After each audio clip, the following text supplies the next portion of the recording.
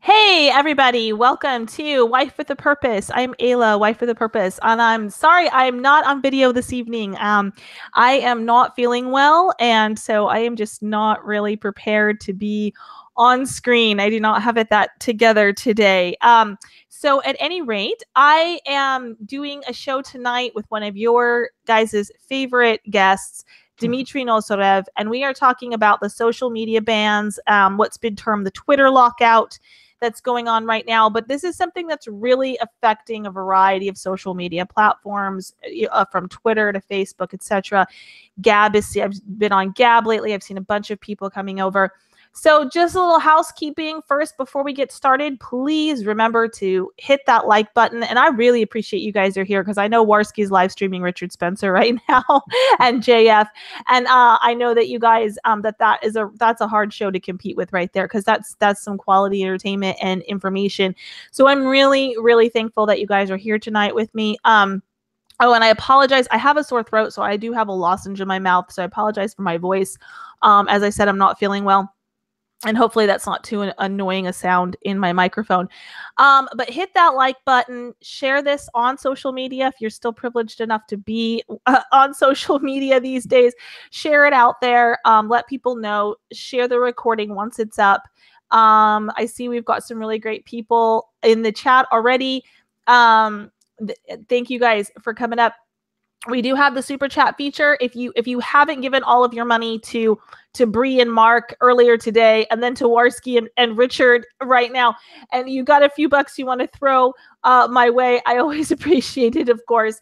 But I would understand if you guys are tapped out today because it's been a really great day live streaming for the alt-right or the dissident right.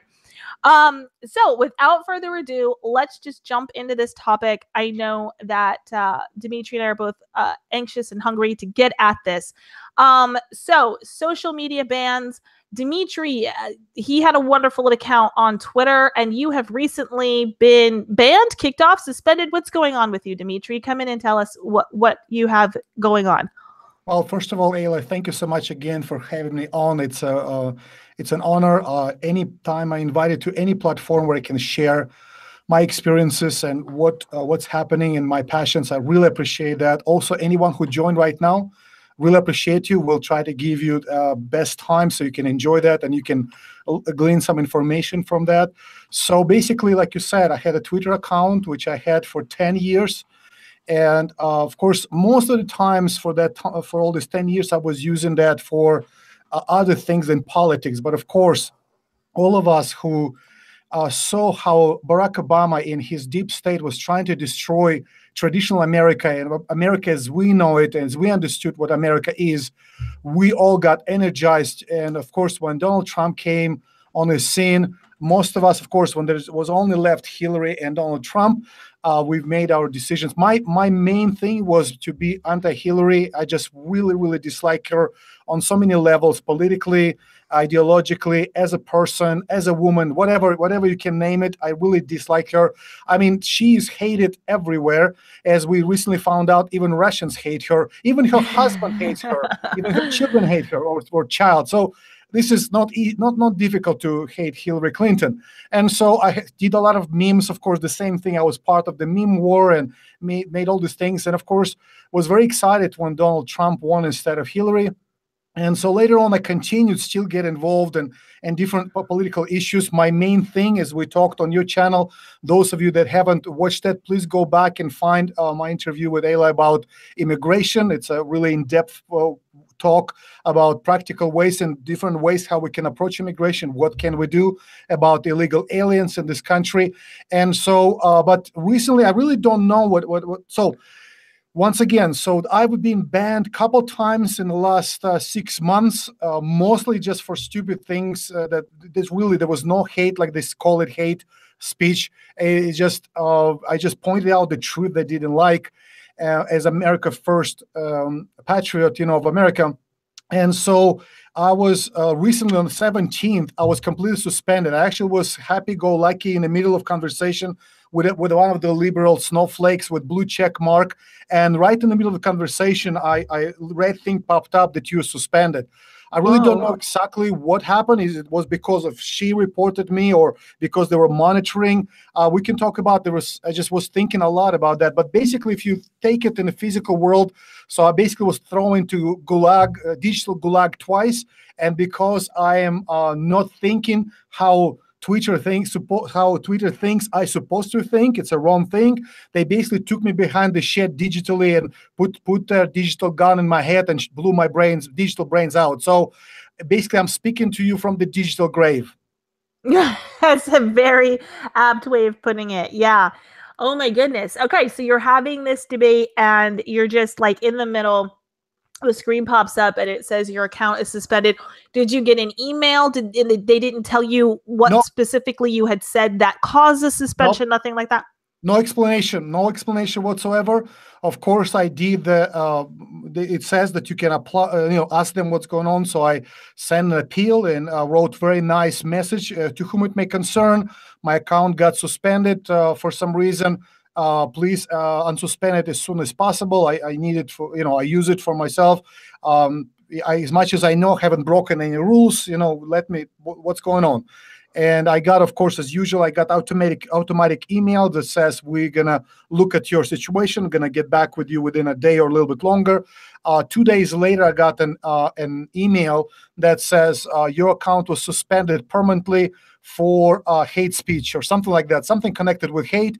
I've never practiced any hate. Of course, as you know, I told you before, because Twitter is a cesspool where there's a lot of mud swinging going on. I've never backed down from the fight, especially from the leftists. So when they would, usually I would approach it this way: say, look, we can have a debate about ideas, or if you're going to be mud swinging, trust me, I'm going to swing back.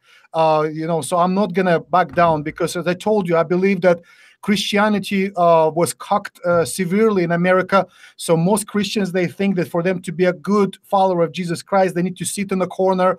They need to be like a rug. So they never raise their voice, never say anything, and just go yes, yes, yes to everything liberal agenda brings to their table and just swallow it without any complaints. I do not believe that's the truth.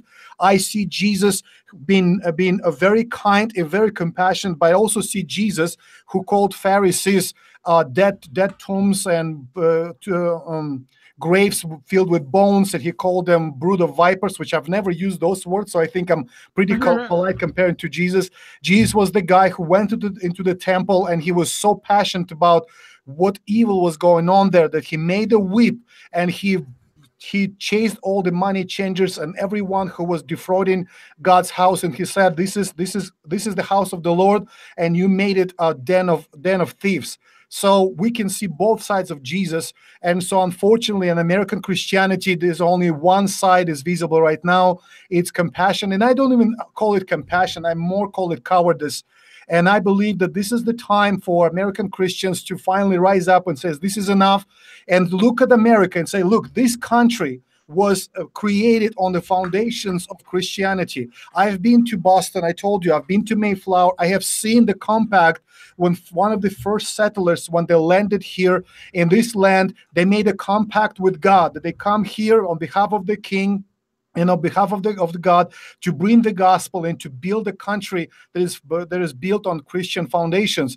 And so this is what's happening right now. Those foundations are not just eroded; they've been dynamited by the leftists. And this is time for us to be like Jesus. This is the time to make a whip of truth and go out and to turn over the tables and kick out money changers and make this our country back godly country like it was 50, 100, 150 years ago. Unfortunately, when we try to do that through social media, the opposition sees that our words really have an impact, and the only way they can do that, like I said, they can put us in digital gulag, and if we do not surrender, they put digital gun to our face and pull the trigger, and just blow us away digitally. And so I believe that this is the time to really figure out what we're gonna do about it. I personally called my lawyer yesterday, spoke with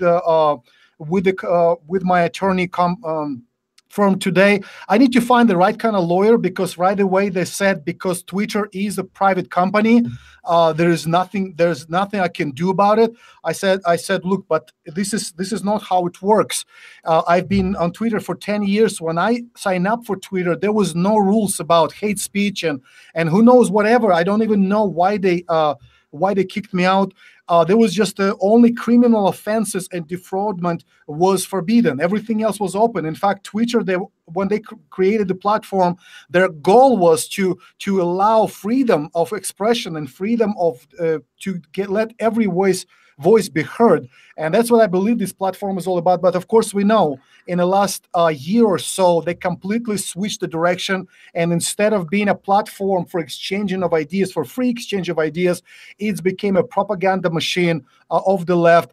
And so I think we need to do something about that. So I'll be looking for other ways how to get back in there. But like I said, options for right now, from the lawyer told me, options are not big, but she's gonna explore more.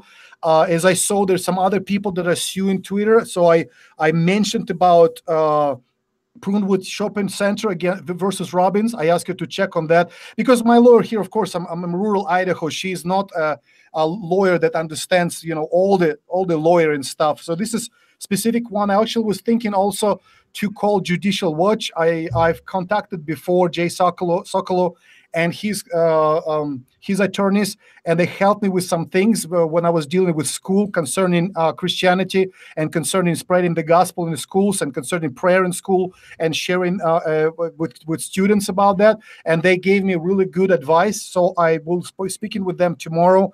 So I'll be looking for different ways to do that. And of course, if you are here and you are American, I recommend for you to call your representatives, which I will do tomorrow as well. I know that Paul Nealon, even though I don't agree with everything he says and everything he does, I believe that it was a violation of his freedom of speech for him to also be axed from Twitter, and he come up with the idea of that. Sorry, you're breaking up. Yeah, you started to cut out there, like the last sentence of what you said. You were I was talking about Paul Nealon's proposal to do shall not censor law. Did you hear about that? I did hear about that. Yeah, and I'm a really big supporter of that, particularly when it comes, when it comes to everybody, especially because, as Clayton Muirhead has said here in the chat, Twitter takes public funds, and so that makes them de facto a government service. Better. And that.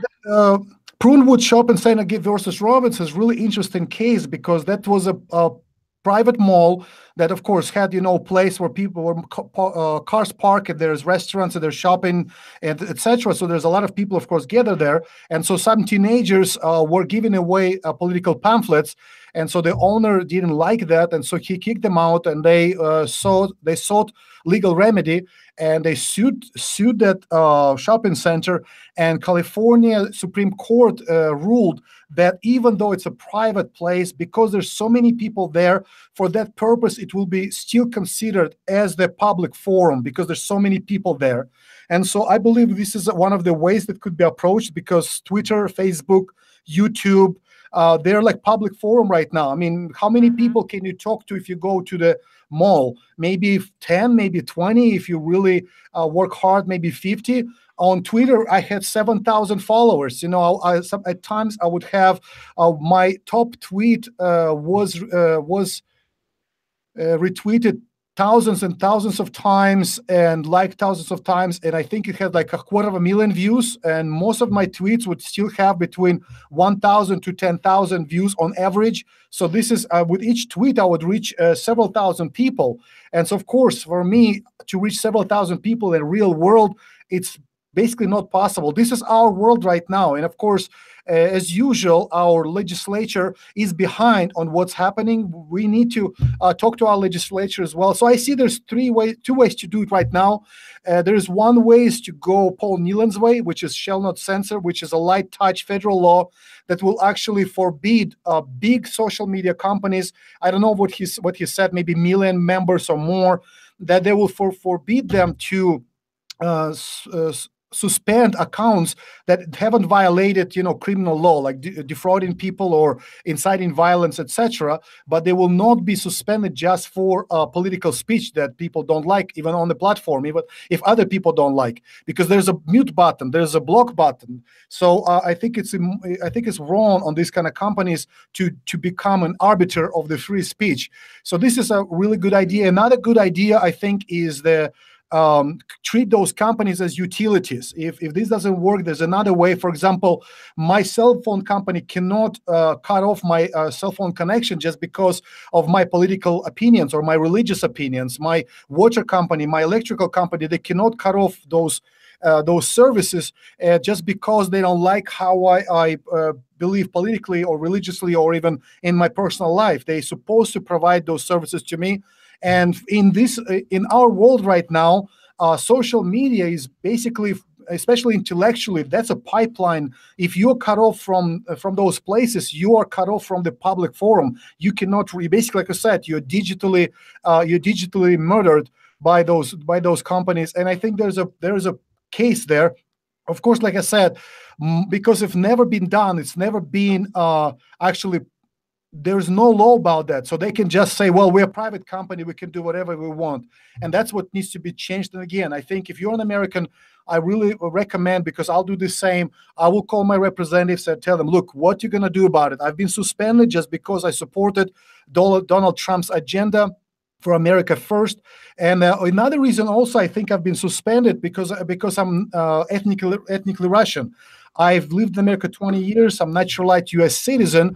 However, my account, I have it under my name. I didn't create a fake account. I didn't create an account under somebody else's name. It's my name, Dimitri Nosarev. And so I think one of the reasons I was suspended, I'm kind of speculating here. I made a tweet when they announced that 13 Russians and 3 internet companies from Russia, 13 Russian nationals, were charged with internet trolling during the election time. I wrote 13 Russians got charged with internet trolling. I checked their names. My name is not there. And then I said, P.S.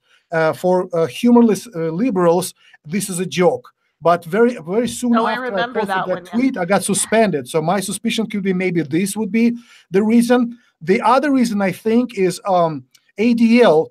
They came out with this hoax about the Nicholas Cruz being connected to the shooter in Florida, being connected to the white supremacist movement in Florida. What's the name of it? I forgot. It's like Republic of Florida or something like that.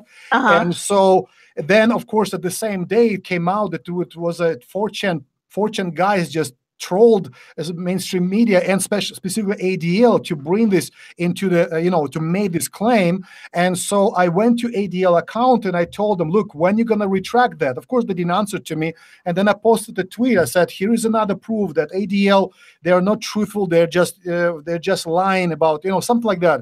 So I just put something about ADL. And so again, soon after that, I got suspended. So since ADL is in charge of monitoring so-called hate, which means speech that they hate, from Twitter, Facebook, and YouTube, that could be another reason. But I really don't know. They didn't explain. I sent them a letter, reply, when they said that I was engaged in some kind of hate thing.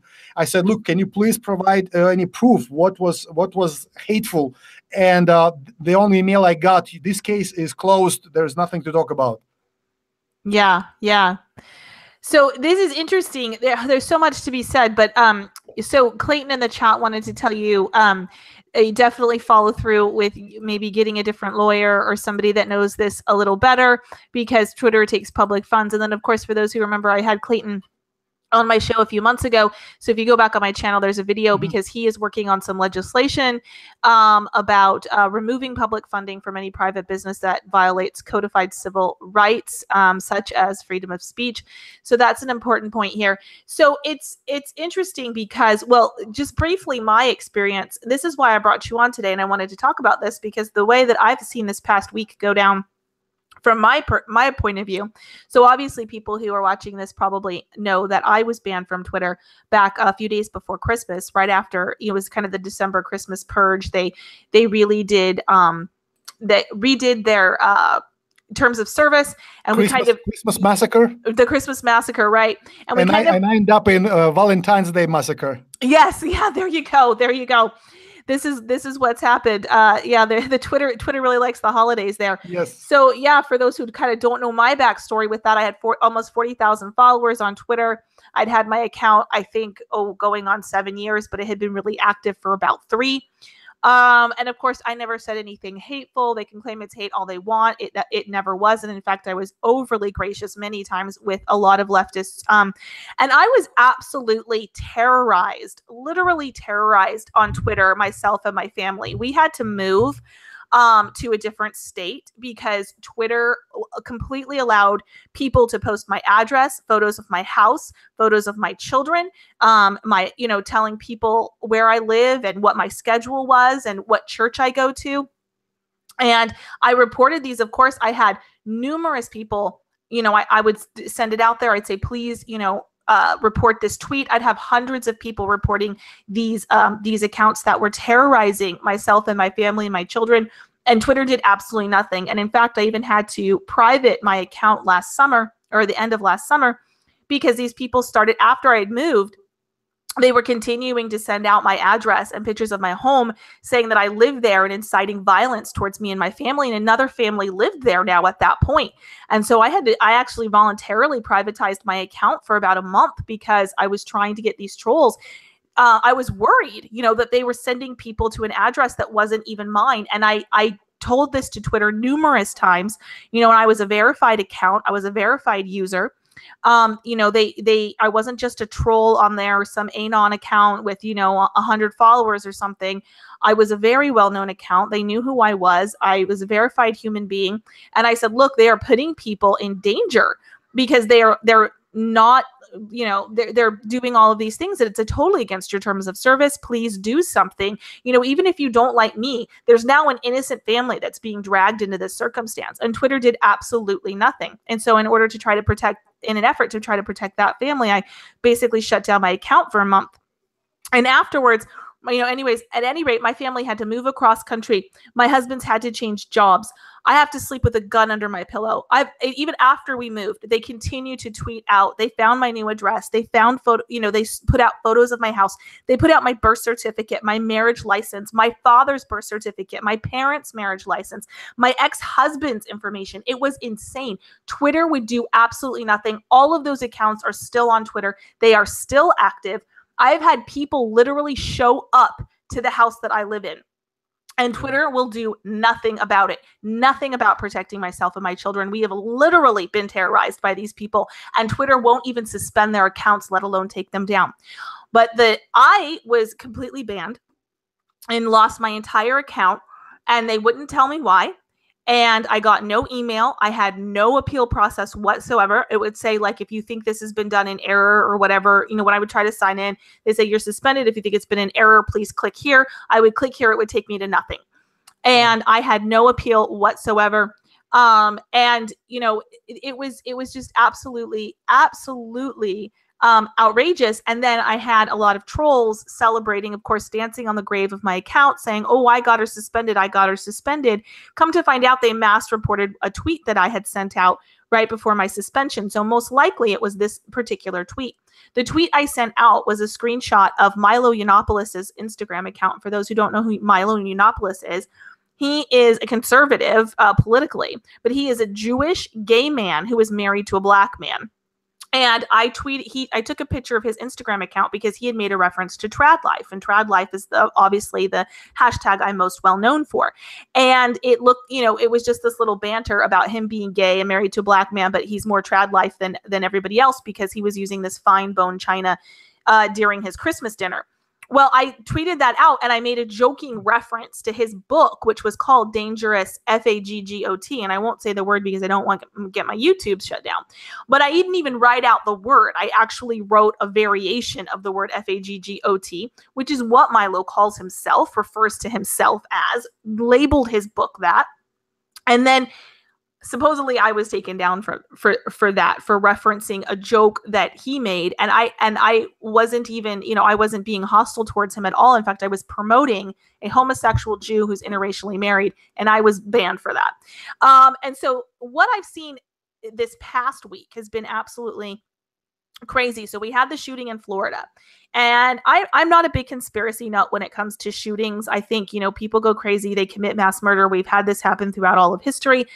This shooting in particular, though, has got my hackles up a little bit, simply because of the message they were trying to spin right away. And I'm not saying the shooting didn't happen. I'm just saying that there's some oddities going on with this.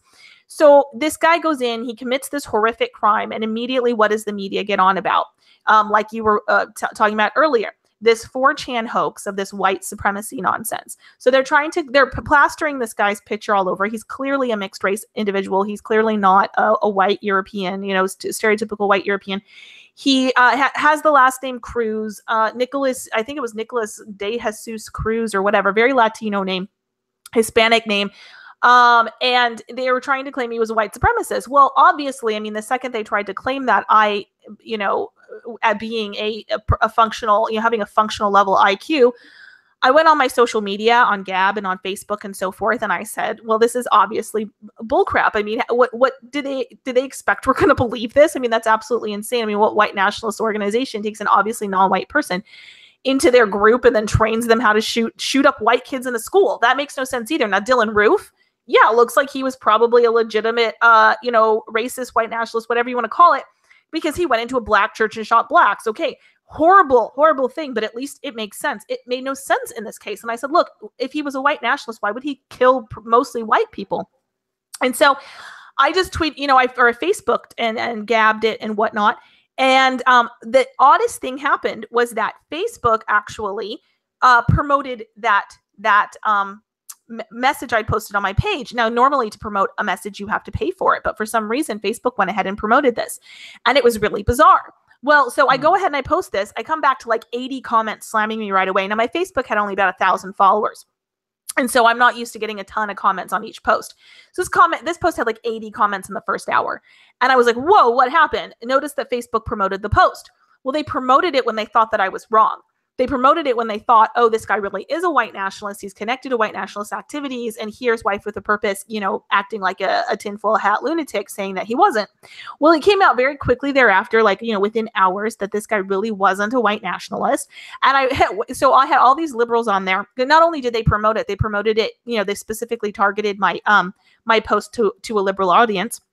And so I went through and I posted back to all of these liberals once it had been debunked, like, hey, how does it feel now? It was, you're coming on here saying that I'm insane. It looks like I was right all along. So that was interesting. So then I go to log back into my Facebook a few hours later, and they say that I'm suspended. This is my second suspension for this page. This is my third page I put on Facebook. They've deleted all the other ones. But it's the longest running page that I've had for Wife with a Purpose on Facebook. So I get back on a few hours later. They say that you're suspended. This time it's a 7-day suspension. I already got a 3-day suspension a few months ago. In fact, they actually threatened to ban my account outright, but then reneged on that and just gave me a three-day suspension when I had tweeted out, women should not hold the priesthood. And that's all I tweeted out. Just that. No image, no pictures, no nothing. But that was against their hate speech or whatever. So I get a 7-day suspension. 2 days into the 7-day suspension, I get another message from them saying that they removed another one of my posts because a woman had come onto my account, called me a Nazi. I said, I'm not a Nazi. She says, of course you are, and referenced, an interview that I had given. I said, you don't know the difference between National Socialism and nationalism and National Socialism.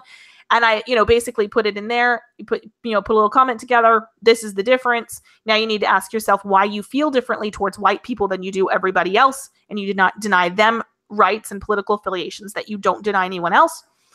And it was called bullying, even though this woman had come on and called me a Nazi and I defended myself. Facebook said it was against their bullying policy. So I figured when the 7-day suspension was up, I was going to get another 30-day suspension. And I had another admin running my account while I was suspended. And then my admin friend messages me a day or two later, and he says, uh-oh, we have a problem. And the page had been unpublished. So essentially, Facebook promoted me when they thought I was wrong, and they panicked when they saw that I was right, that this guy wasn't a white nationalist. They said, shut it down. When they couldn't shut it down entirely because I had backup admins, They tried another suspension, and then finally they just said, you know what, we're just going to shut you down entirely. So it's not, I want to put out there, and I'm sorry I'm going on for so long, I didn't mean to, but it's not just Twitter. This is happening across Facebook and it's happening across Twitter. And these are the two main platforms that we have to engage in political discourse. And like you were saying earlier, it removes voices from this political discourse. And it's particularly concerning when they do it to somebody like Paul Nealon, because he is a legitimate candidate for office. And what you're doing is, you know, what they're doing by doing that is not allowing him an equal access and an equal platform when he is running for a position in our government. And that is absolutely outrageous, like so outrageous. It's unfathomable that we could get to that point in our democracy. Interesting thing that if I'm correct, correct me if I'm wrong, that ADL is in charge of monitoring hate speech in all those platforms. Am I right? Yeah, well, that's what I've heard. You know, I don't have any hard evidence to give anybody, but I have read that, and I've read that from the ADL themselves. So I imagine ADL is extremely leftist organization. Definitely hates white people. Yes.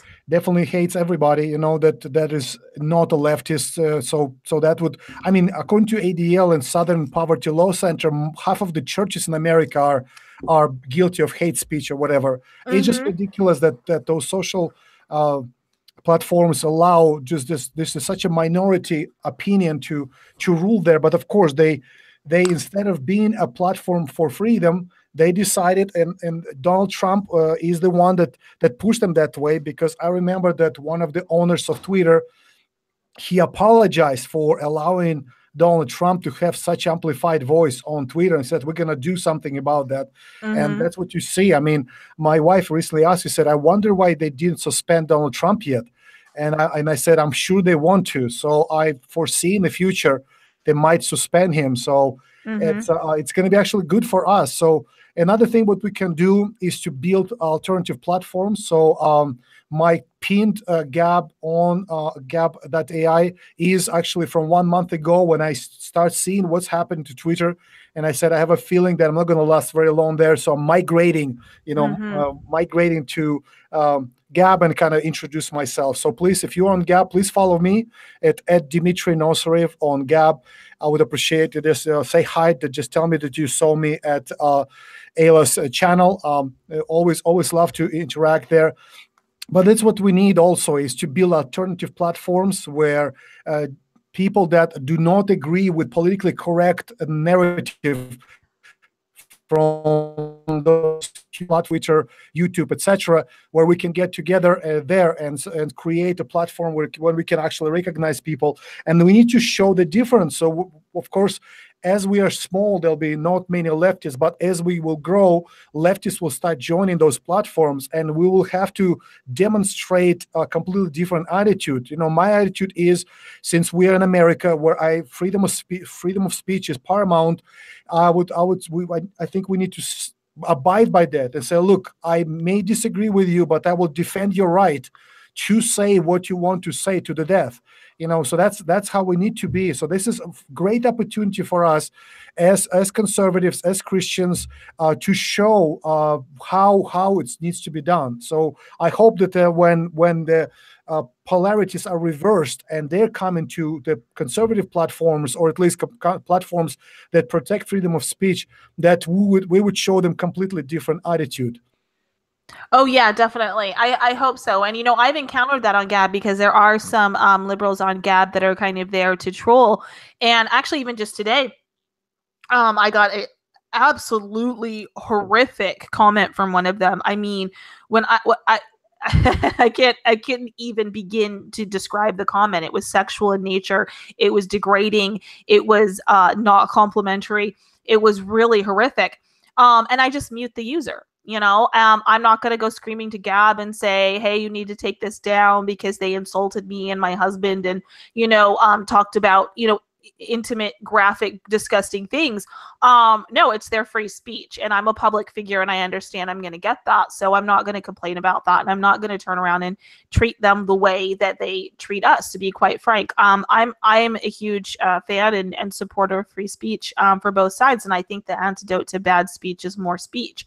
And so I think that they just the more, in fact, for the most part on a lot of these platforms, I'm happy to sit back and let the leftists say their piece, because they make themselves look like idiots. It's almost like when Jared Taylor debated Tariq Nasheed on Baked Alaska's channel a few weeks ago. Like, Jared Taylor didn't even have to say anything. My 11-year-old got such a kick out of it. He's like, Mom, he doesn't even have to say anything. Like, Tariq's arguments are so, they just speak for themselves. They're so Looney Tunes. Like, you kind of just sit there and chuckle. And so I'm perfectly happy to let them be vulgar and disgusting, as long as they're not breaking the law, as long as they're not, trying to incite violence against my family.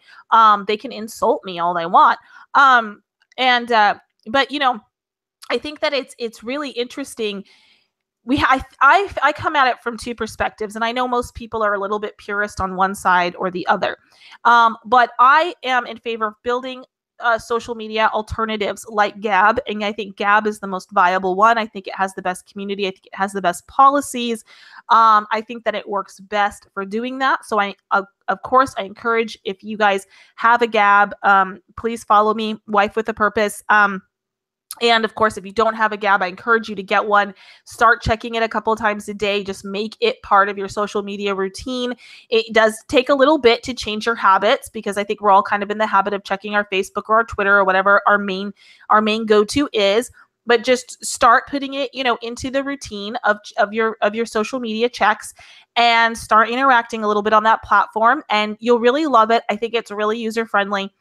And what I love about Gab, not only is the free speech purity that they have there, absolutely for both sides, both liberal and conservative, but what I love about them is that they have a way to support monetarily the people that you like. And so they have a Gab premium feature.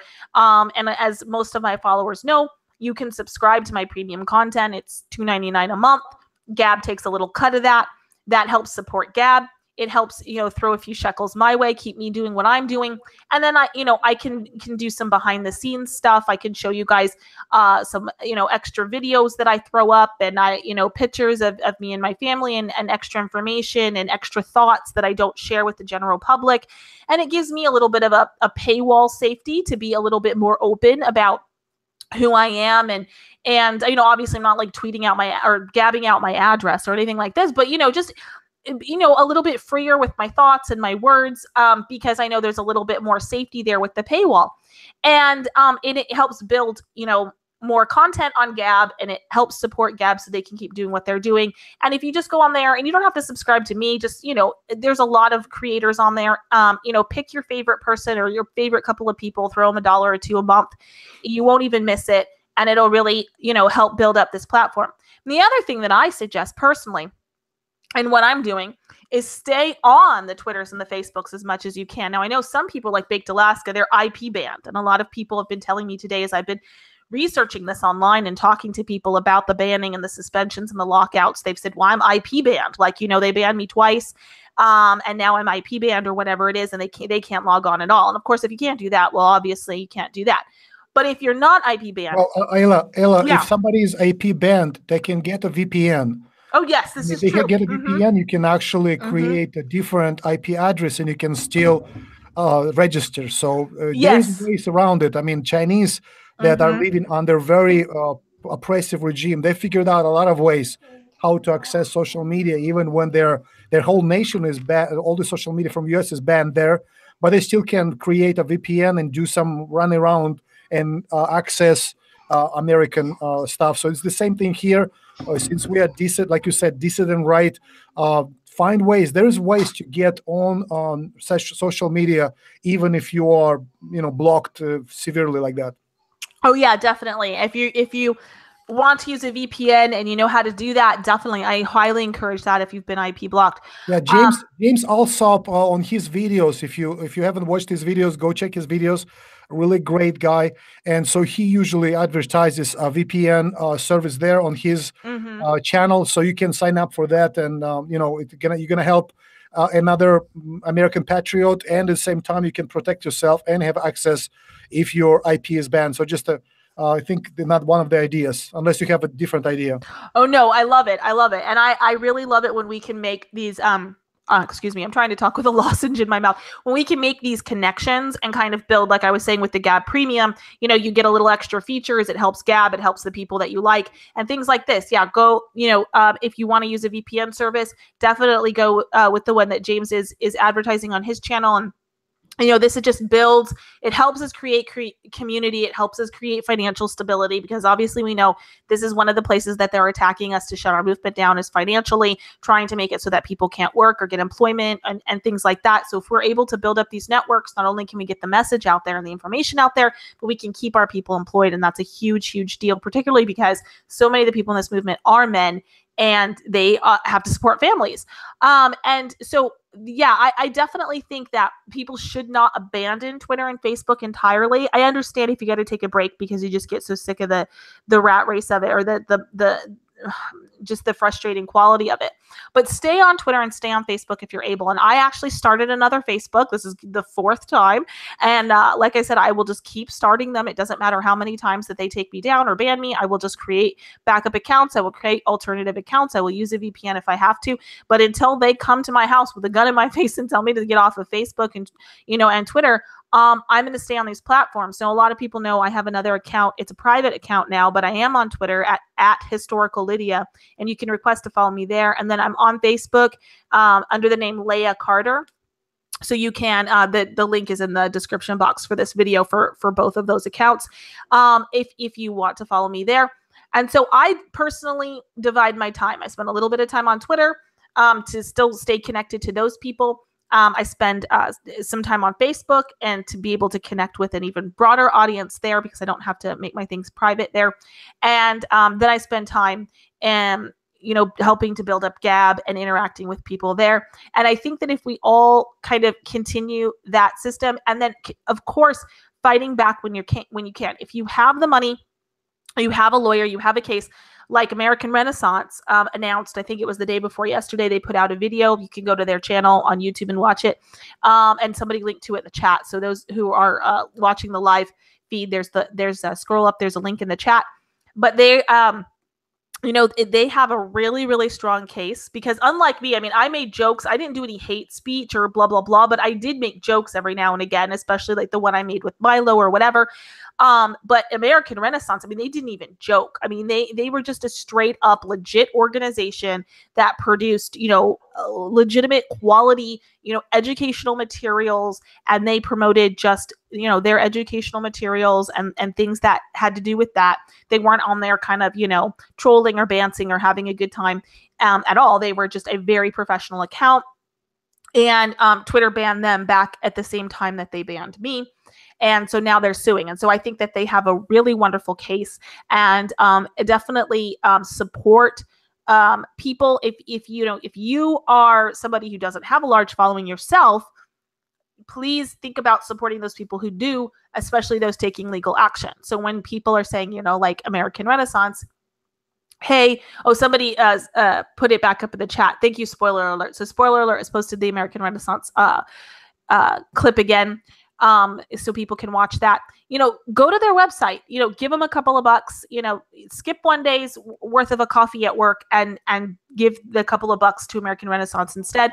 If we all did that, they could have the money to fight back against this type of censorship. And of course, if American Renaissance wins, then we all win, because it sets a precedent.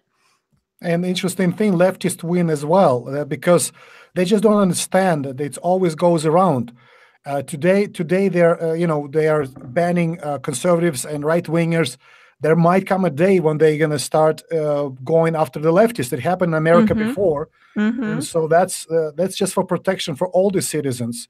By the way, if you're on Twitter still, I would really appreciate that. Some of my friends start the hashtag Free Dimitri now.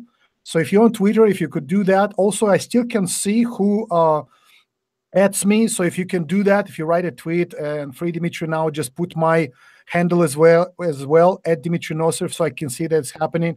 I would really appreciate that. Another idea also is to do a class lawsuit. And I don't know, again, I need to talk to, that's one of the questions I will ask Jay Sokolow company, Judicial Watch. I'll try to figure out if it's possible, because right now we have literally thousands, maybe tens of thousands of right-wingers of different degrees, from just center right to all the way to the far right, that have been banned or suspended from social media platforms just because they are politically incorrect for whatever reason. And so maybe there is a way to actually create a class lawsuit. What do you think about that? Do you think it's one way to go, or do you think I'm just reaching? Oh no, I think that it's excellent. I think class action lawsuits are always a lot. Yeah, class action. Yeah. And Clayton actually just mentioned that in the chat as well. I think that that's wonderful. And I've actually, contacted a few of the higher ups who were banned from Twitter around the same time that I was, or I've attempted to contact them and said, hey, if you want to do a class action, I'm totally down for that. And I think that we should. When I was researching this today, it was kind of hard to get, it was, difficult to get a hard and fast number on how many accounts just on Twitter have been locked down or banned or suspended this past week following this Florida shooting. But I did find the account. A lot of people know the account Educating Liberals as a very popular account on Twitter. And he was saying that he has lost over 4,000 followers basically within a 24-hour period. So, definitely that times, however many. So we're looking at probably tens of thousands of people. Yeah, Layla, if that's the case, actually, we are looking at hundreds of thousands, because I've seen also major accounts. I have seen that they reported losses of thousands of followers. So if that's the case, I mean, we might be looking at 100,000 to over 100,000 of conservative accounts that have been suspended or banned from social media in the last 12 months. So like I said, it could be a really solid. I mean, you don't need so many, but still, it's even if you get 100 to 200 to kind of be a representatives of the class, and then just send out information like the law companies do. Just look, if you've been suspended and you think it was unfair, if you haven't done anything criminal, or you haven't defrauded anyone, you didn't post anybody's phone numbers or addresses, and you think it was unfair, please contact us. There's a way to do that. Of course, again, I'm not a lawyer and I don't know how it's done. If you know a lawyer who is you could talk to, please talk. We need to figure out how to do that, because as you notice, they are doing it because I've seen it. Like you said, you've been purged in Christmas massacre. I just been purged in a Valentine's Day massacre, or whatever it's called. We could call it Florida shooting massacre. And I know there was other people that were purged in November, October. There was other people purged before. So they kind of do it little by little, and they see. And like you said, I think the reason why they do it around holidays or some kind of other events is because that draws attention away. Yes, I saw the hashtag, Twitter lockout, but because there's so much attention right now on Florida shooting, they cannot do it right now in the shadows of the big event. So, of course, like I said, if it's Christmas or New Year's or Thanksgiving, people are focused on something else beside the social media. So this kind of information just kind of disappears very fast. It just doesn't grab somebody's attention. And so if you notice, they do that and they're escalating. I noticed every time they're escalating. So that's why I said I would not be surprised if since we already have someone who ran for Congress being suspended, I will not be surprised if they're going to start ramping it up and start banning more and more prominent conservatives from Twitter, Facebook, YouTube, etc. So it's time to wake up and do something about it, because, and that's what bothers me about, white Christians especially. And because we are, by nature, how for the last 2,000 years, 1,000 years, as we were trained to really look for ways to help other people. When we are attacked, we don't really take it seriously right away. If you notice how Black community in the United States, how they react, if there is something that happens, right away, a bunch of them, they get together, they burn cars, they destroy shops. I mean, they create this big hoopla so everyone can see that they are not happy about what's happening. If you see on the, how many times have you seen white Christians get together and riot, or at least get together and say, look, we are not happy about that? The last time I remember was a Tea Party, right? Mm-hmm. I don't really, how many times? I mean, you look at the last 100 years. When's the last time white conservative Christians got together and really said, look, this is it, we are done with it? Mm-hmm. I mean, even Tea Party, they're really nice about it, you know? Yes, they were. Do you, I mean, do you remember anything historically where we actually we just they got together, said, this is it, we're done, we're not gonna allow that? Yeah, they just got together and had, rallies and speeches. I was still on I was coming out of the left kind of during that time period, so I wasn't really familiar with their positions or their arguments, but I remember them just having a lot of speeches and get-togethers and hosting March for Life against abortion. I know this is the big one. It's a huge one. But even NRA, when they get together, it's what, about several thousand people, not more than that. Mm-hmm. Yeah, definitely. Tell me, what do you think? Is this something? Because it bothers me, because as a Christian white male who is right now the most hated minority in the United States, and nobody talks about that. And I'm not trying to bring sympathy. I'm not trying to be a victim. I'm just stating the truth right now. I mean, I don't see us getting together. So look, we need to do something about it. I mean, we talk about online right now, but really that's another thing you were saying, what to do. I think that's the next step as well. We need to get out of just digital space. There needs to be some kind of movement outside of just digital, social media platforms. This is the time to actually get together, in different cities, and maybe go to the local representatives, going downtown, and just get together and say, look, we are not happy of what's happening. What do you think about that? Oh, definitely. I think that more so than voting or politics, I think what's going to change this is culture. And I think that the culture changes through grassroots efforts. And I've talked about this briefly before on my channel, that 14 years ago when I had my first child, just to use this as an example, home birth and long-term breastfeeding, breastfeeding past 6 months or 1 year of age was something that was, pretty much unheard of. And these were some choices that I was making as a parent. And I was really ostracized for those choices because they were considered completely weird and strange. Well, now by the time I had my sixth child, 13 years later, those choices were entirely normal, and they were pretty normal, across the board. Like pretty much everybody had heard about home birth and knew somebody who had a home birth, and everybody pretty much knew about long-term breastfeeding and somebody who had breastfed a child past the age of 1. And it wasn't considered this like amazingly freakazoid thing the way it had been 15 years ago. And that was because of grassroots efforts. It wasn't because of any political action. There was never any like propaganda campaign launched. There was no like the government programs that tell people to stop smoking. There was nothing about that. It was simply through the culture, and it was simply through moms and mommy blogging and the power of connecting with community and people going, connecting both in person and online and disseminating this information. And I think the same thing is true for just about any ideology, political position, or anything like that. If we want to talk about what is going on to white people, and particularly to straight white males in our country, we can disseminate that information and get the entire population on our side the same way that home birth and breastfeeding and natural parenting stuff kind of disseminated through our culture over the past 2 decades.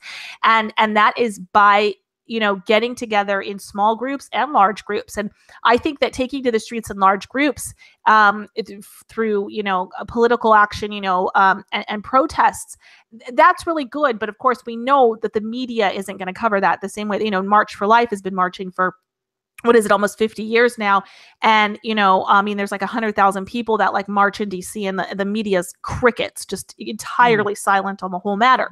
You're right about that. Yeah, we could have these large marches, and I'm not saying we shouldn't, but I think actually what's, probably long-term more viable to change the culture is even just getting together in small groups getting together in people's homes. And, I'm working really hard to build local community of like-minded people that I can find, at church. And I find friends online who live, close enough that we can visit. I even have friends maybe who live a few hours away and they're willing to travel, and we get together. And I'm part of some other groups. We're trying to get some family camping trips together. And this is a space where if you kind of practice that biblical model of hospitality, kind of open your home, open your dialogue to people at work, to people in play groups, to people in homeschool groups, to people at church. And you're not going to persuade everybody. Of course, there's always those hardcore liberals that won't listen to you. But if you start talking about these things and you say, hey, look, you maybe you don't agree with Paul Nealon and his positions, but do you think that someone who's running for Congress really ought to not have an equal platform on social media with everybody else? Like, is that fair? Is that really democracy? Because, that nobody's hearing his message. No one's able to vote for him if they literally can't hear him, if he's been silenced. And a lot of people will resonate with that. Maybe people that don't even agree with Paul Nealon's positions. And we can bring things up like that in real life. But I do agree with you. We do need to be pushing back in a nonviolent way, of course. Wherever we can, we can. I see your point. I actually was thinking about maybe we should talk about it. I was thinking if you and I could start a Western traditional family network that would help. The reason I said Western traditional family, abbreviate that and tell me how it sounds. Western traditional family. Oh, what's that? Well, that's hilarious. Exactly. You know how we love humor and we love trolling. So I love it. So that's what I was trying to remember. I was trying to find the time to talk to you, but since I know you're busy, so I just want to bring it up here. That's my idea.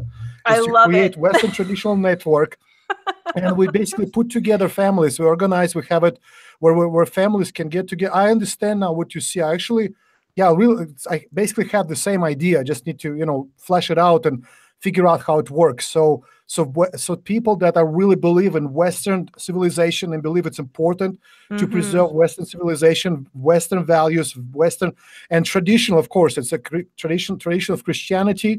And we need to discuss that because lately I noticed that there's a schism happening in the right wingers because for some reason, like a year ago, everyone was yay with Christianity, but I noticed that more and more people from right wingers who reject Christianity lately. I've been almost attacked on Twitter and on Gab about that. Yeah. What do you think is happening? I'm really concerned about that because I believe that Western Christianity, the Western civilization without Christianity is not possible. Yes, it's important. Of course, it's based on people. It's based on people first of all, but then the framework is actually Christianity. Yes. And so when I see that right wingers start rejecting Christianity and its ideals and its message, it really bothers me. Do you know what to make of that, or do you think I'm reading it wrong? Oh, no, I completely agree with you. And, I definitely have been jokingly referring to myself recently as a Christian supremacist. And that doesn't mean I want to hurt anybody who's not a Christian. But no, I do believe Christianity is true, literally true. And I do believe also that even if you look at it from just a cultural perspective, that it absolutely 100% made Europe who we are and what we are. I think that it influenced us not only spiritually, but I think evolutionarily, because we had those Christian morals and because we quite frankly executed people who stepped outside of those boundaries during the Middle Ages and for 2,000 years in Europe, roughly speaking. We executed those people who stepped outside the Christian moral values. We literally got rid of a lot of that in our gene pool. Are you talking about, do you think it was like a form of eugenics or something? It was. I think that it was an accidental form of eugenics in a way. I understand. I don't know if I agree with you, but I understand where you're going because I've looked at China, and China being specifically China and just Asian area in broad area. They specifically are executing millions, literally millions of people that were guilty of wrong thing. I mean, over hundreds of years. Mm-hmm. And so if you really look at Chinese population, it's pretty much docile population that will do Oh whatever. yeah, very obedient, very obedient population. Because Yeah. of course their sayings and their culture is there. I've been to China many times. They're saying, the rock that stands above the river is washed away, and the tree that stands alone will be cut down. The nail that sticks out will be hit, Hammered. etc., etc. They have a lot of their cultures infiltrated and completely enveloped in that idea that you have to abide by the rules and don't stick up. And America is, again, that's another thing. We, in a way, why American nation is different is because basically only brave and entrepreneurial spirit and people that could leave everything behind and go and come here would basically, that's why it's so stupid to say that we are a nation of immigrants. We are a nation of pioneers. We are a nation of settlers. We are a nation of colonizers. That's the spirit of America. And that bothers me to no end. And I think one of the reasons also I was suspended because I was so outspoken about that. I had numerous tweets that said that America is not a nation of immigrants. We are a nation of settlers. And I'm an immigrant, of course. We already talked about that. But for me to try to attack the foundation of America is just stupid. And that's like I told you already, I hope I'm a voice for those of you that your lineage, you can trace your lineage, 50, 100, 150, 200 years or longer in America. If you don't speak up, the America that you know, that America that you love, the America that was created will be no more. It's very important for us to preserve the foundation, because without foundation, the whole house will collapse. And I don't want that. I mean, God sent me here as a missionary with the message to bring America back to Christ. I personally believe that what we need here is third great awakening. For those of you that are culturally Christians or you're nominal Christians, I urge you to study about first two great awakenings that happened in the United States. They literally transformed the culture of America. It was huge historical events that happened in U.S. First great awakening, second great awakening. Basically, it's when United States population as a whole was awakened to the understanding that they need God in America. You need to look at those, because this is really what we are. We were founded on Christian ideals, and then we had revival of Christian ideals through the ages. And now what we need is a third great awakening, when America as a nation wakes up and realizes that we need God in America again. Oh yeah, 100%, definitely. And I think we need God in the Western world again in general. And I echo your concern that there have been a lot of alt-righters that have been openly anti-Christian, and I have noticed that has been amping up lately. And I've been getting attacked more and more for being a Christian. In fact, actually, I was on one of the live streams with Mark. Well, I mean, I was in the chat, I should say, of the live stream with Mark Collette and Brie Fauché tonight, or earlier today. And, there was some people on there, when they saw my handle and whatever, attacked me for being a Christian. And it was very, it's a little off-putting, because I didn't get that a year ago or 2 years ago, and not as much. And I had a few people on Gab today, when I was just trying to correct a factual error about paganism. And now, I love and respect my pagan brother and sisters in this fight. As many people know, I went through a decade of being a pagan New Age practitioner myself. I no longer believe in it as a spiritual practice, but I have respect for them, particularly when we have common political goals. But I think that we need to not be. I think that people who are in the movement, who are agnostic, who are atheists, who are pagan, need to not be attacking the Christians in the movement. And I think that we need to realize that a lot of white culture and Western culture and these things that we like came to us because of Christianity. They were either brought directly by Christianity, or they were refined through Christianity. I think that the white race and Christianity were a really, really beautiful marriage. And when you look in the Bible, it says, that God is giving his message to the Gentiles. That's why my new Twitter account after my ban was called Historical Lydia, because Lydia in the Bible is considered to be the first European convert to Christianity. that great marriage that happened there in that moment of Lydia's conversion was basically, I think, the greatest force to ever happen in all of human history, aside from, Christ's ministry himself. And I think that has changed the world for the better, more so than any other event besides Christ's atonement. And I think that to remove that, or to attempt to remove that entirely, or to subvert that, or to attack the Christians in the movement, or to try to remove Christian culture as part of what we're fighting for, I think is really a dead end. We're not going to get anywhere with that. We need the morals and the foundation and the traditionalism that Christian culture provides. And I think that you're right with wanting to organize more family communities, Dimitri. And I've seen people kind of trying to do that in fits and starts across the internet. And there hasn't been something as big as Identity Europa or something like that actually starting up for families. I would love to see that. And I think that's in our future, as we kind of play around with this and try to get this together as a large movement. And I think it will come together. And then I think other movements like Identity Europa, New Albion, and others will, start to have their family branches, or their women and children branches and things like that. It's going to continue to grow. But oh shoot, I just lost my train of thought. I was going somewhere with that. But anyways, looking for your thought, but I think you did really good explanation about that.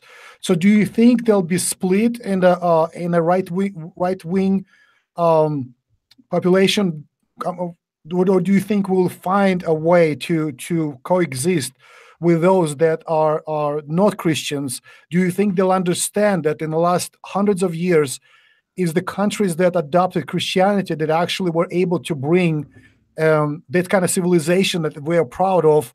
Or do you think they're going to say, no, we're going to go on way? What do you think is going to happen? No, I actually think that we can come together, because I think historically we did. I think there always have been atheists and agnostics. Yes, exactly. That's what I'm saying. As long as they come to factual realization, there's really no way to revive on a large scale any of those ideas, be it pagan or atheist or something. Because even those ideas, a lot of them, well, especially atheism, is actually based on Christian morality. Right. So I don't know what paganism is a different thing.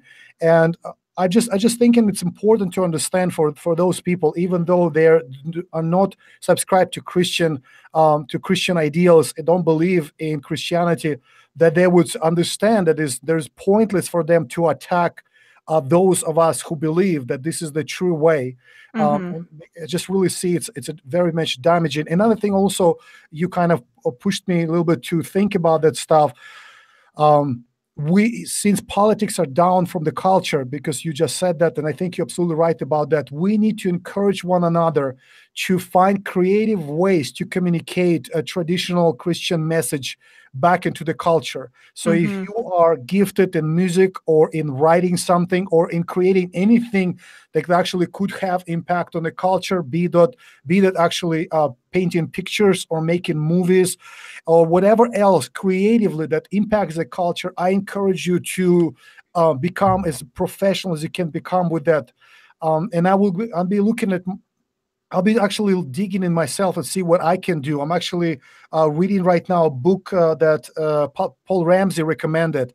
I forgot what's the name. It's a funny title, but it's a mystery book, or not mystery, more like a fantasy book. But it's actually carries the message of preserving your nation and preserving your cultural heritage and fighting with those that try to take it away from you. So this is the way. What we need to do is to find creative ways to package the traditional Christian message and then present it to young generation. I really believe that Generation Zyklon or Generation Z are ripe for our message, because you see, for us, or the social media and internet and all the other things that we right now is part of our reality, they are new things. You and I, we grew up without internet, and then it's got introduced into our lives. For kids that right now, 10, 15, 16, maybe, they grew up already in a world where internet always been. They grew up in a world where social media always existed. So for them right now, they're rebelling because, of course, as you know in your life, as I know in my life, right around teenage years, everyone rebels against the system. And of course, lefties right now in almost socialism is the prevailing doctrine, politically correct doctrine. I see a lot of those young people will be able to rebel, and the way they were going to rebel, they need to look for traditional values. I've seen an article recently. It's a kid, what he was 14 or 15. He said he wants to, when he becomes adult, he wants to graduate, he wants to get married, he wants to have a big family and go live on a farm. You would never hear that in my among my people. Have you ever heard something like that when you were a teenager, that somebody wants to become a farmer, have a big family, and doesn't want to screw around? Yeah, only myself. It's funny. No, I'm because talking even about when we talk about it. Yeah, I'm not talking about nobody. having in your heart, because Yeah. even me in my heart, I did have that desire to. As I told you, I did get married young when I became a Christian, and it was still there even before I was a Christian. But the cultural pressure was completely different. The cultural pressure was to just screw around, to just kind of look for different ways, and I was thinking all this. The cultural pressure was completely different. So do you think we are at that place where the culture can actually shift the other way around? One of my ways how make money, I trade stocks and options. And so you always have to see, and Bitcoin, etc. So you can see when something fell down really deep, there's always a reversal, and the deeper the stock falls, usually, if it's a strong stock, the reversal is so much rapid. The same way, of course, upwards. Leftists had a really huge rise in America in the last 50 years, and so, but they had, I think, in my opinion, Obama was their pinnacle, and after that, now they're sliding down. So if that's the case, then culturally we are ripe for completely reversing back to what America was 50 to 100 years ago. Do you see that, or do you think I'm wrong? Oh, no, I think you're totally right. And what worries me, actually, because of the way that the youth who have these traditional views are being so pushed down and what's the word, again, banned and suspended and locked out, the same way that's happening on social media. They are having that happen, in their real life from their parents and then online. And it's pushing them to go even more extreme with this. And this is one thing I actually said. I can't remember if I said this on my blog or my Twitter before I got suspended. I believe it was on my Twitter. And it was actually quoted in the Salt Lake Tribune, because they like to terrorize and harass me. And right before the suspension was, when we all kind of knew that the Twitter was purging and whatnot back in December, and I kind of figured I would probably be one of their first targets. I said, look, liberals, you don't understand. I'm actually trying to warn you. If you think my views are conservative, you have no idea what's coming up in the youth.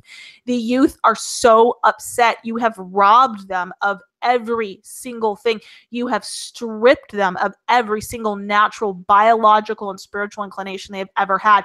You have not only stripped it from them and given them no outlet and no way out, but if they show the slightest tinge of traditionalism at all in their life, they are crushed under the heel of our society and their parents and their family right now.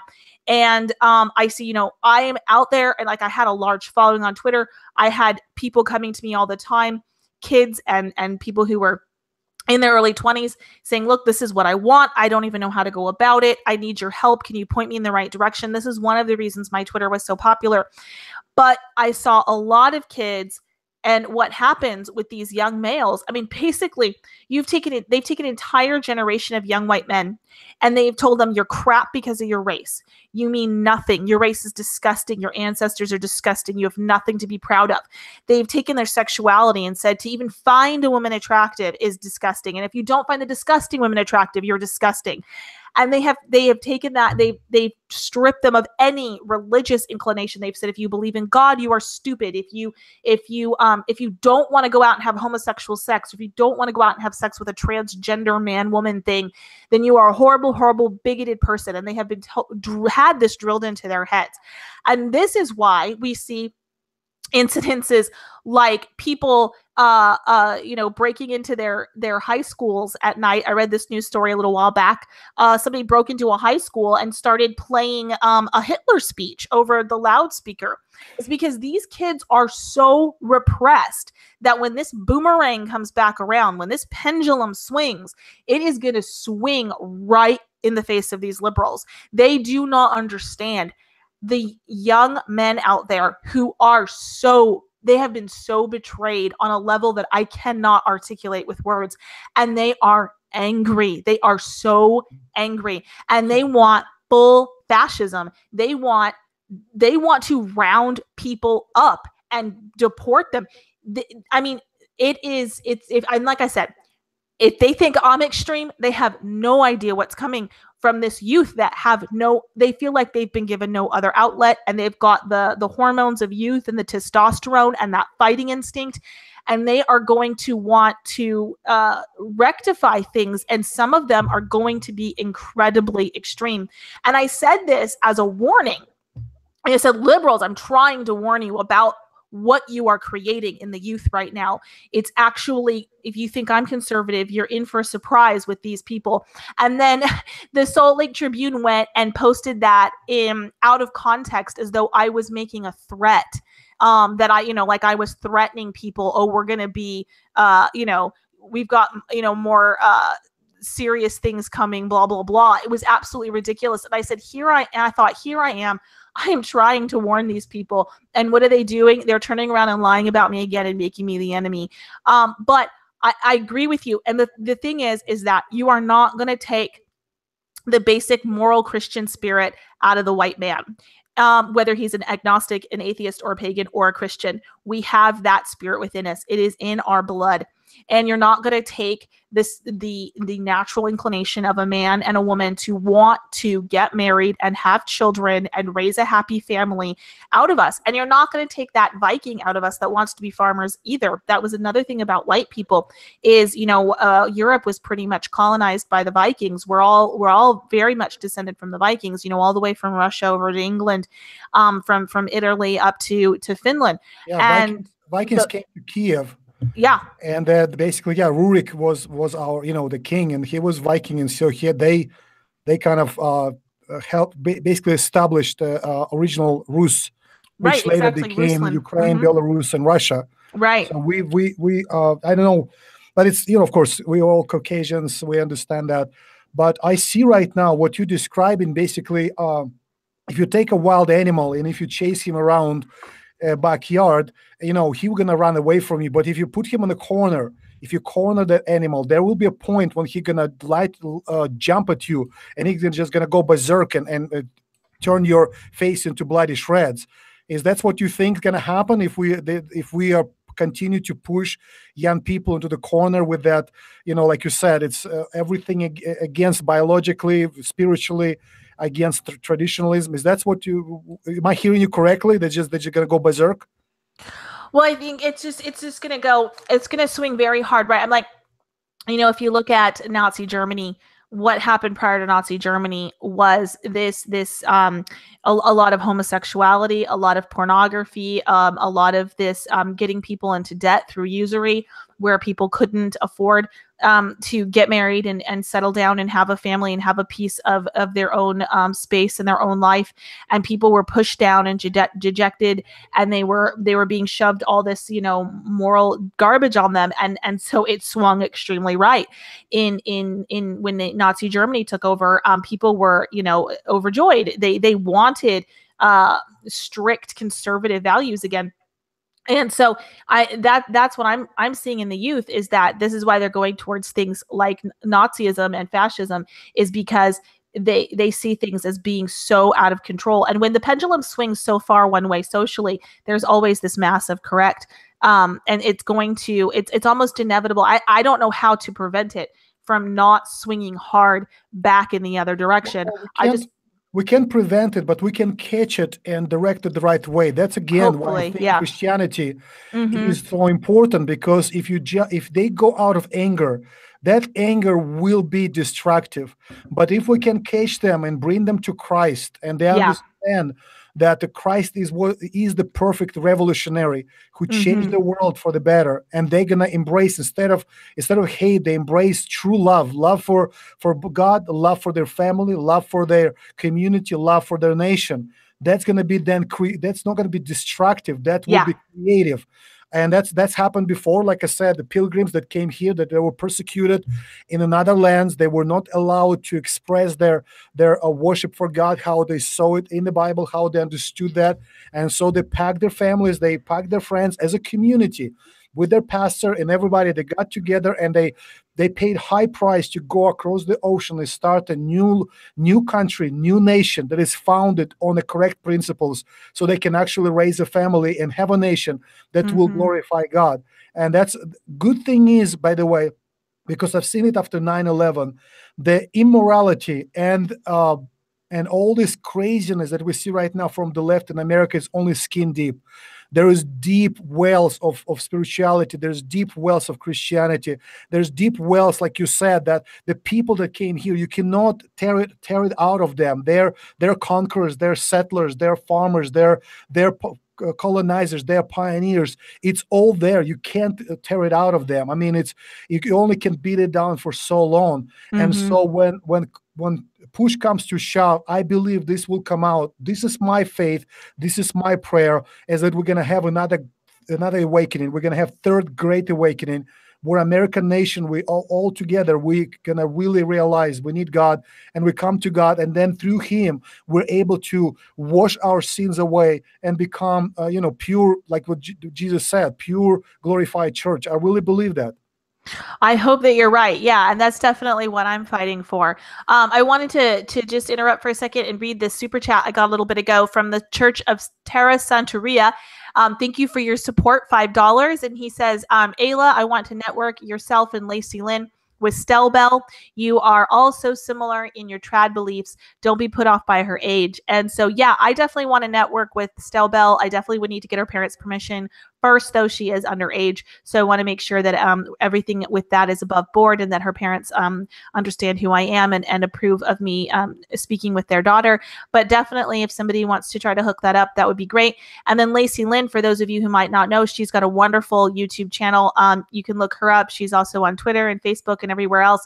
And I did an interview with her yesterday, a live interview. We had to do some edits after the interview aired.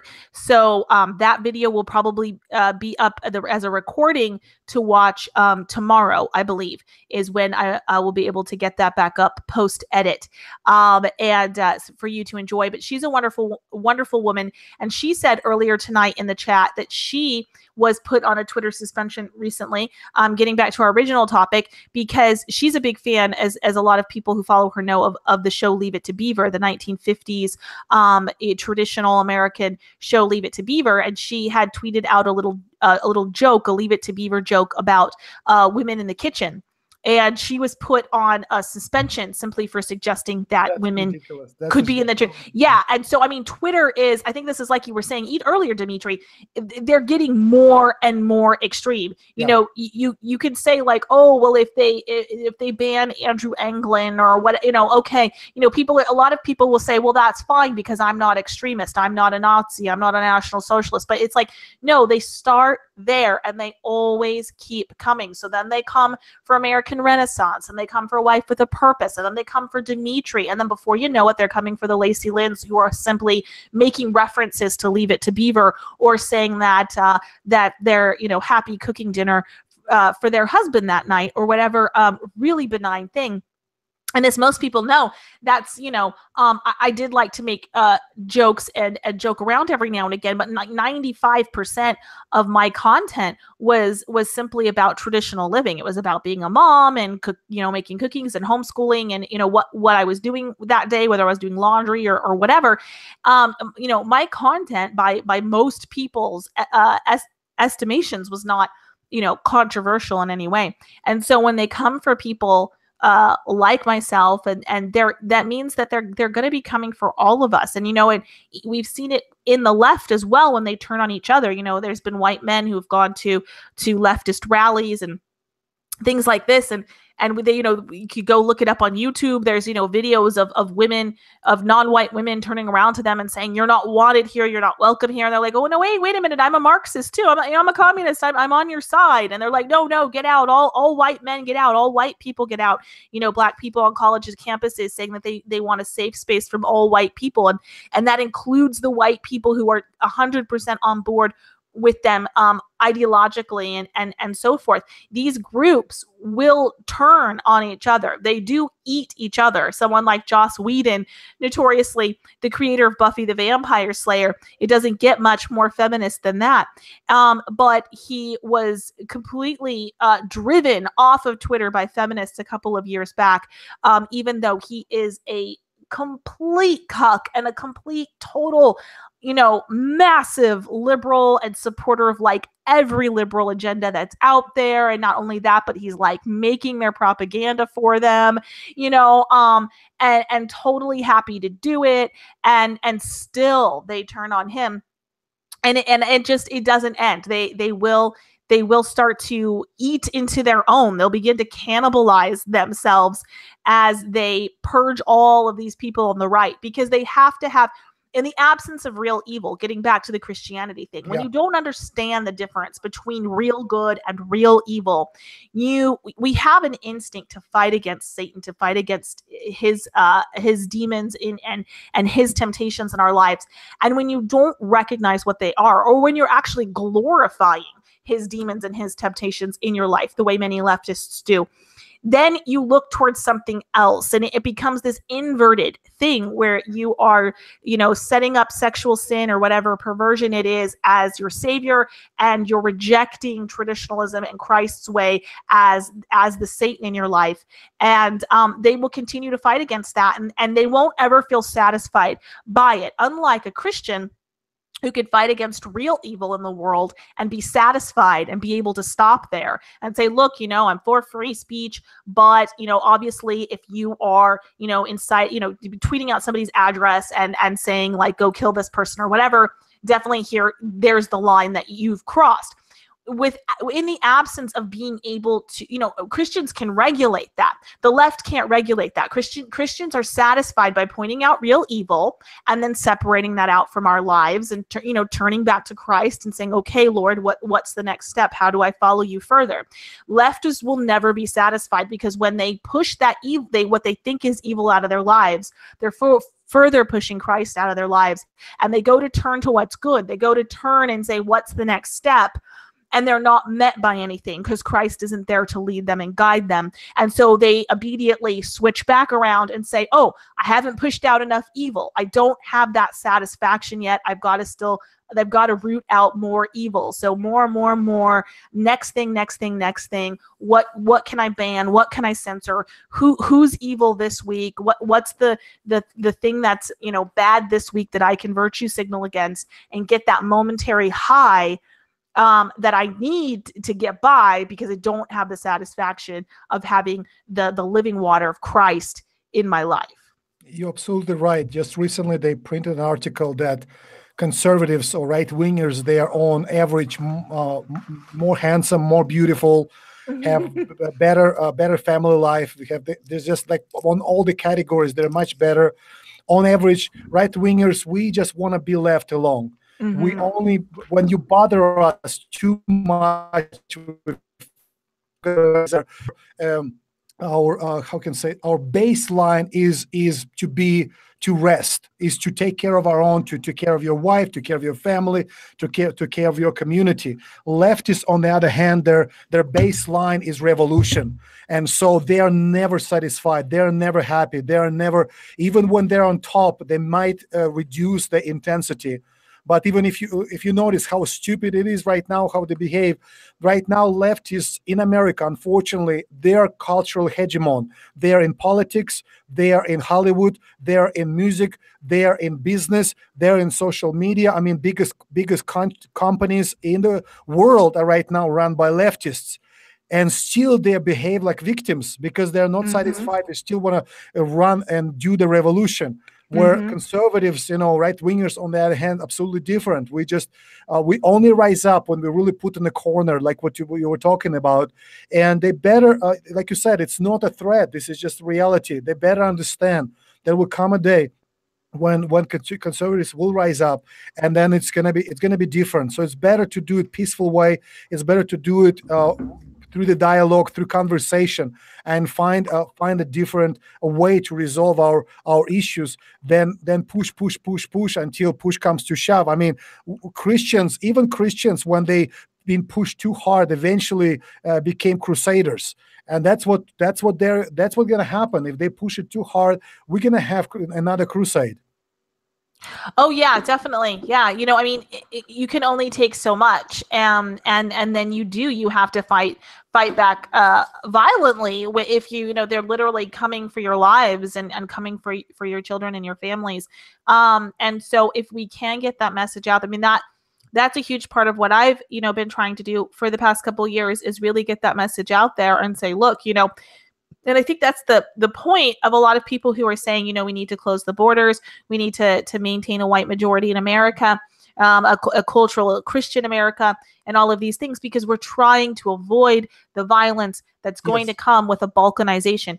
Absolutely. When they import too many Somalis, too many Muslims, too many Latinos, and these communities naturally separate out. We see that people want to be left alone. Our people want to be just, around people with similar values. When I send my kids out to play in a neighborhood, I want to know that when they go to the neighbor's house, they're not, the neighbor isn't going to be sitting there watching pornography or something on the computer in front of my kids. I want to know that they have, a similar set of values, whereas, in other communities watching, Muslim communities, as a 6-year-old girl can be married off to a 40-year-old man. So they're not going to have the same, my little girl might go to play at their house and the dad might be looking at her for his next bride. Those are not the same moral values that I hold at all. In fact, I find it absolutely disgusting and abhorrent. And so, we have to have a very basic level of cultural homogeneity in order to function and to feel safe and secure. And in order for a country to work, there has to be a cultural and a religious and a linguistic sense of community and similarity. Otherwise, it is going to get violent, because what other option do I have if the Muslim across the street decides that my 6-year-old daughter should be his next bride, because that's part of his culture and that's completely acceptable, and he comes over and tries to take my child from me and says, this is my next bride. I've decided she's mine. You better believe he's going to be met with violent force by myself and my husband and her older brothers and anyone else. And so that's the kind of violence that us on the right are actually trying to avoid. And it's really bizarre to me when we get into arguments about ethno-states and all of this. The first thing people spit out who are detractors from recognizing cultural homogeneity, they say, oh, well, how are you going to have people of similar values and similar racial backgrounds or whatever get together? And usually a person will say, well, people naturally cluster with other people like them. We wouldn't really have to force anything. What we would have to do right now is stop the government from, forcing diversity on us. And then the person will go to the next leap. Well, what if that black family or that whatever, they don't want to leave the neighborhood, or they don't want to leave your ethno-state or whatever? Are you going to then physically remove them? And what's interesting to me is they will make that argument to us, but nobody ever says, what about the people that are being physically and violently displaced right now? What about the people in America, Americans, both black and white, who are here in America? The blacks were completely driven out of South Central LA. You don't hear a peep about it. Mexicans literally came in there and threw Molotov cocktails through the windows of those homes to drive the black people out of South Central LA. And within a decade, they completely replaced the black population down there with a Latino population. Nobody talks about, except for people on the right, talk about the violence of that. What about the violence of displacement that's going on right now? When we talk about wanting to, non-violently send people back to their countries if they're not citizens, or, allow people to form their own neighborhoods based on race or Christianity or whatever they want to base their own neighborhoods on, their own culture, their own community on, people always accuse us of violence. And it's like, no, we are the ones trying to prevent the violence. We're trying to stop the violence that's already happening right now. I have family members who bought their home 20 years ago, and now the neighborhood was completely taken over by gangbangers, and they live in terror, and they have bullet holes in their car, and they can't sell their home because now it's worth a quarter what they paid for it. And they literally put their entire lives' work, backbreaking work, into buying a home so that they could retire in their old age, and now it's worth nothing. Nobody talks about that violence. Nobody talks about old men in these gangbanger neighborhoods that are stuck there who are dodging bullets while they're checking their mail. Nobody wants to talk about that. That's the violence that's happening. That's the violence that's coming. And when we talk about preserving our culture and our people and our religion and all of those things, we're talking about preventing that violence and stopping that violence. I absolutely agree with you. As you know, as a missionary, I speak to a lot of churches around America, from 40 plus states here. And so I've spoken different churches, but it's like you said, it's interesting because there is no mandatory integration in churches. I've spoken probably in I don't know, a couple dozen different ethnic churches over the years, because you can see that they're, for example, even right now, like even talking about Russian speaking churches, usually get together. They're all together, but as the church gets bigger, then they will separate on Ukrainian church, Russian church, and Belarusian church. Same thing with Asian churches. At first they get together, but then they will separate to Japanese, Korean, and then Chinese church. Same thing with blacks right now that coming over. Some of them, Christians, they get together first. They're all together, then they separate to Nigerian church, Ethiopian church, or Kenyan church. It's happening all the time. And so this is why, because separation brings clarification, which brings peace. That's what I believe, because the Bible says that the kingdom that's divided in itself shall not stand. So that's the thing. It's important that you're unified. So there's no way to bring unity. What's important is to separate. And now once you separate, then you can figure out how you can function together as friends. It's how God designed it. You separate from your parents and you cling to your wife and you create your own family. You're still connected to your previous family, but you're not that family anymore. And that's eventually how nations were formed. First was a family, then it was several families, then it became a tribe, and then eventually it became several tribes that create a nation.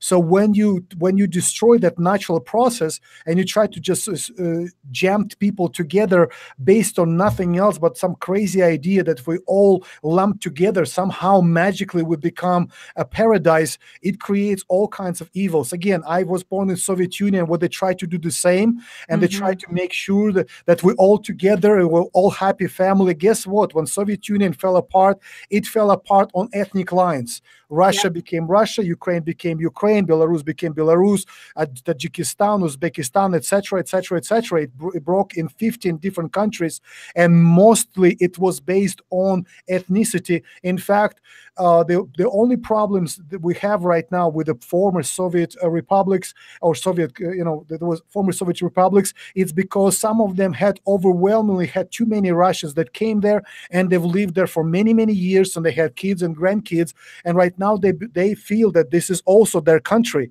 And so the traditionally ethnic populations, for example, this happens in Estonia, happens in Latvia, happens in Lithuania, Ukraine, of course.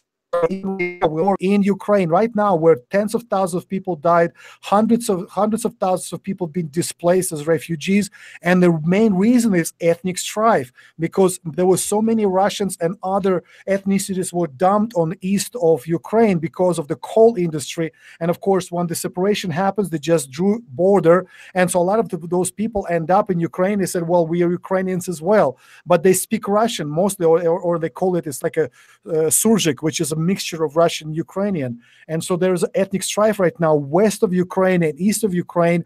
Unfortunately, right now, they're very ethnically different because of those movements during Soviet Union era, and it creates strife right now. It actually, right now, there's people killing each other because even though they're white, they kill each other because they're ethnically different.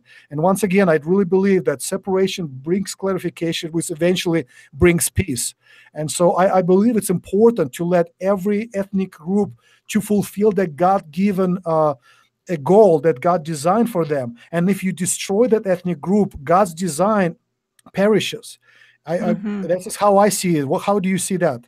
Oh, 100%, 100%. And it's upsetting to me to see Christians that advocate this, like, let's all just dissolve all the borders and let's all move and mix together. Because I see, obviously we know borders are very, obviously they, you can't go to the border of America and Mexico and like stand there and see a line in the dirt. There isn't a physical line that was created there, but it's created in blood, because people on one side of the line have a certain ethnicity and people on the other side of the line had a certain ethnicity and culture.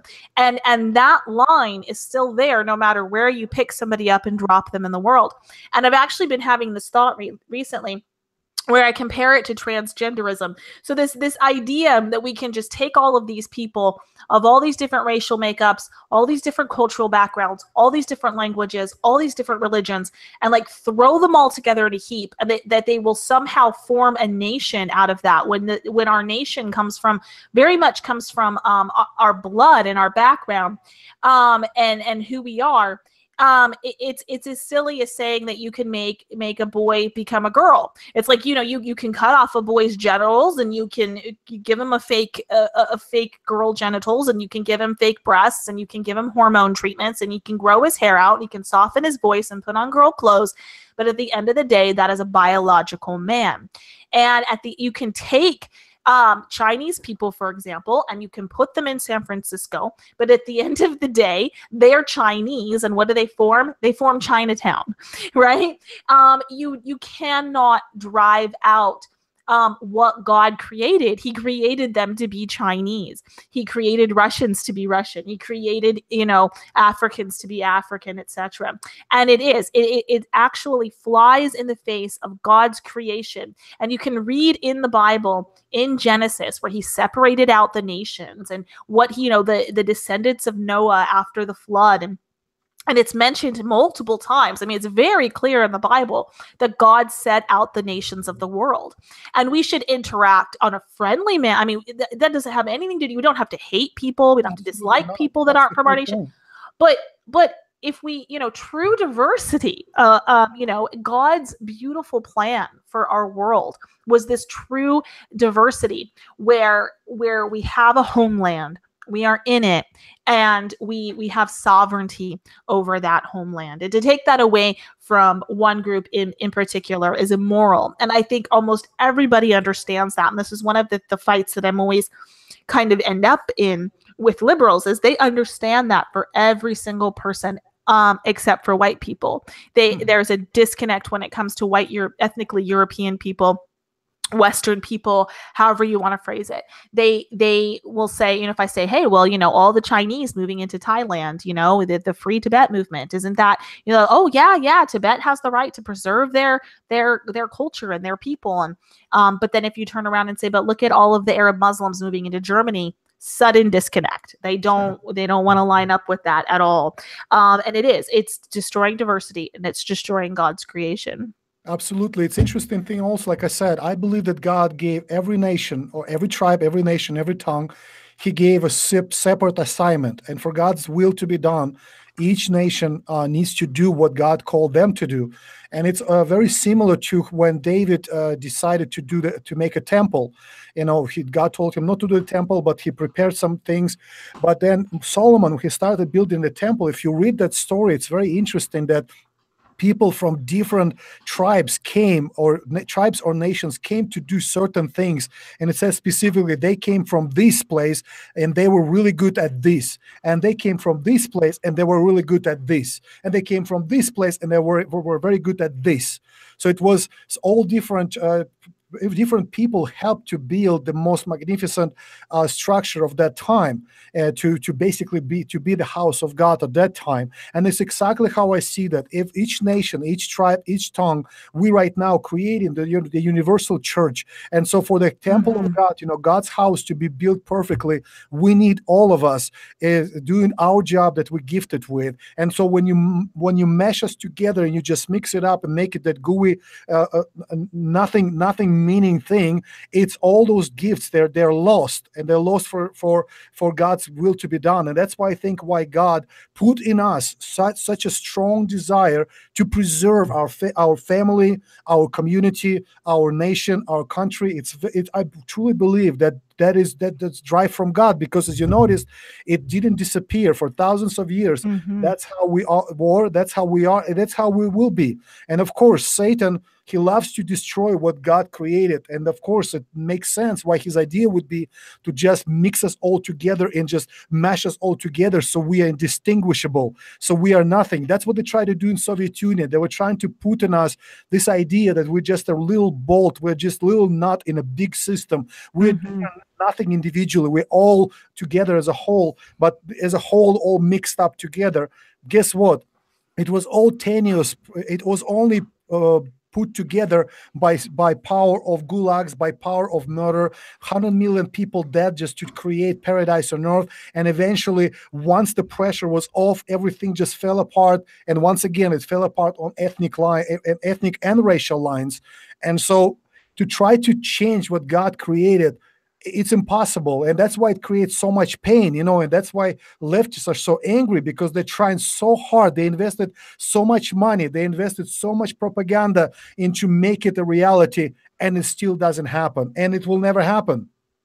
Exactly. Yep. It's just like a transgender person who tries to change their gender. It's never going to happen. You can put on a wig, you can walk the walk and try to talk the talk, but it's never going to happen, because the reality is God made you a man, not a woman. And the reality is God made us who we are in our cultures and our races and our ethnicities.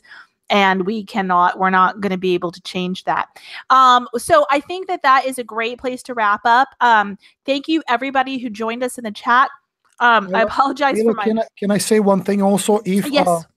Just what we talked about, just want to always try to do it practically. So if you are young man, if 18 plus, 18 to whatever, or any kind of man, and you want somebody who's a Christian man, who that you need to talk to. I know sometimes it's hard to find somebody who understands you.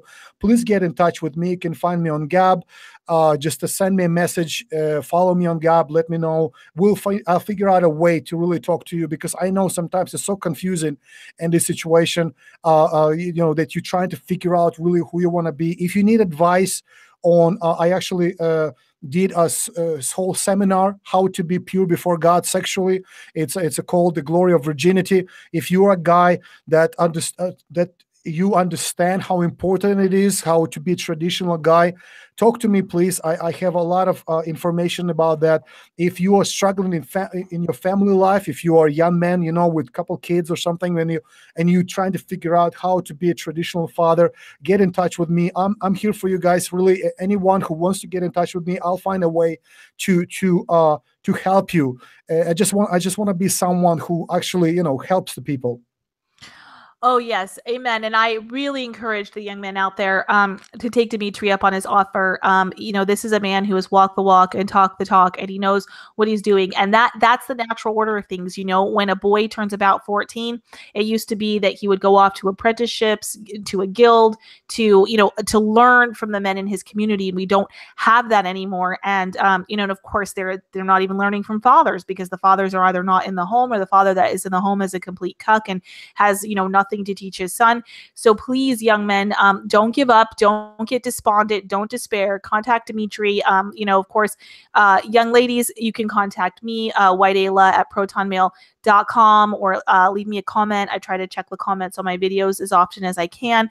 Also, I'm at Gab, Wife with a Purpose. And young men too, if make sure you get in contact with me as well. I'm always trying to hook people up locally. You can always just, if you feel comfortable, you can always send me a message and say, hey, I'm in Arkansas, or I'm in, East Virginia or wherever it is that you are.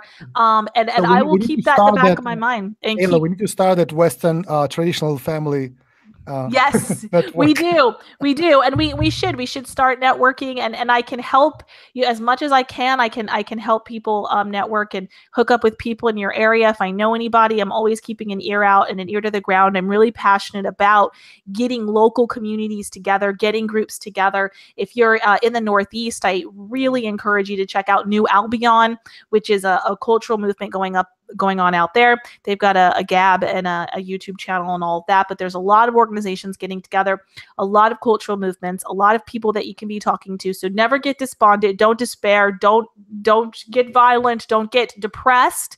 I know that that's a big struggle with a lot of people right now. Don't get depressed. Reach out and learn and interact with other people, and we're going to do this. This is Christ's message, this is God's message, and that's always going to win. And I'm going to leave you guys on that note. I'd like to thank Dimitri so much for joining us again. I really always appreciate having you here, Dimitri. It's been a pleasure. Thank you so much. Yes, I also wish everyone the best, and again, understand that the desire in your heart to find a purpose in your life, it came from your Creator, and we believe that this it blossoms when you dedicate your life to Jesus Christ. And of course, like Ayla said, we're here for you, but you need to first of all find your peace with God. There's no other way around it. Mm-hmm. We really, really pray, and we beg of you, do not let anger darken your heart.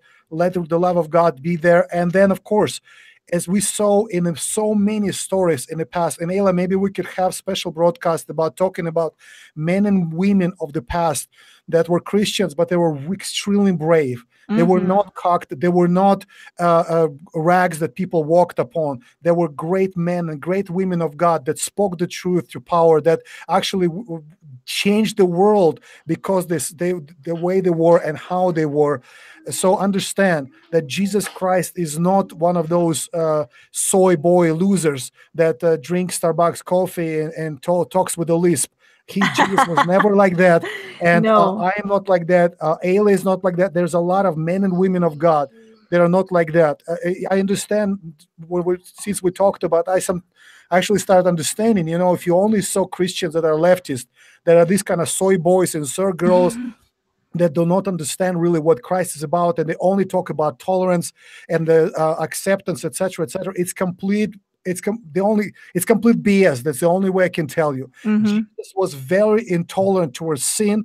Jesus was very intolerant towards people trying to destroy the holiness of his people. Jesus is the truth. He died for the truth. So he's a brave man.